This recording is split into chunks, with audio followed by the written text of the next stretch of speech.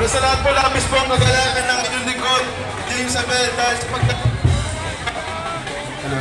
Gamat bata po, pinagkatiwalaan tayo ng ating buting Mayor Arang Malapitan at ating Vice Mayor Carinate sa ating Congresswoman Michkayan, at din po sa aming mga kasama konsehal.